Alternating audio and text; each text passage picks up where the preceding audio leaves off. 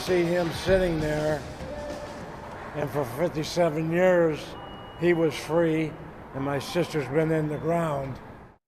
An arrest in a cold case murder in the south suburbs. A young mother was stabbed to death in her home in 1966. The killer left the woman's newborn baby unharmed in a bassinet. Today, a man who was a family friend at the time, a man who was labeled a suspect early on, went before a judge to face first-degree murder charges. But this afternoon, he's already free, frustrating a family who has waited nearly 6 decades for justice. They had a good short time together. She was a beautiful woman. The year was 1966. Karen Snyder was just 18 years old, a new mother tending to her daughter in this Calumet City home while her husband worked an evening shift for the railroad. An intruder stabbed Karen 125 times. The killer left Snyder's 2.5-month-old daughter in the front room of the home in a bassinet unharmed. That baby is now 57. And her name is Paula. Had he been, maybe had more time, or maybe he was more deranged than he actually is, again, my opinion, maybe he could have eliminated me as well. But you're here to see this day. I am very thankful to be here today. Now, all these years later, prosecutors say DNA links James Barbier to the murder. He was a family friend and pallbearer at the funeral.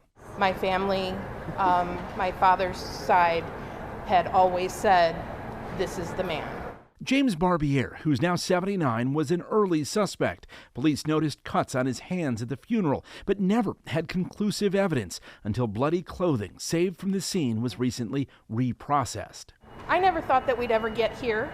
I never thought that we would have a DNA match, because they didn't have DNA matches back in the day.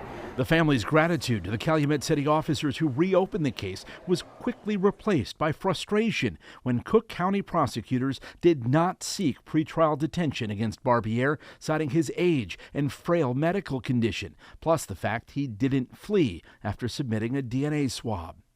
And I didn't stop looking at him. I felt no remorse for him. I do not feel bad. I feel that you have lived your life 57 years free. I don't feel bad for him. We can't fight the law, you know. It's a shame that the law is set up. It seems like half the time it's for the criminal and not the victims. The judge said he was reluctantly allowing Barbier to go back to his home in St. Louis on the condition he return for hearings ahead of his eventual trial. A setback for a family still thankful to finally have charges after waiting nearly 60 years. It was the first time that I felt my father in the room with me, and I think they rested peacefully for the first time. That's what I feel. We reached out to State's Attorney Kim Fox's office for further explanation of that decision to not seek detention for a man charged in a cold case murder. A spokesperson indicated they would let prosecutors' explanation in court speak for itself. The judge in this case initially wanted to go farther than prosecutors and only release Barbier on electronic home monitoring. But the program doesn't operate outside of Cook County, and Barbier lives in St. Louis, which is where he'll be, free, until he returns for his next court date in late May. Lourdes? All right, thank you.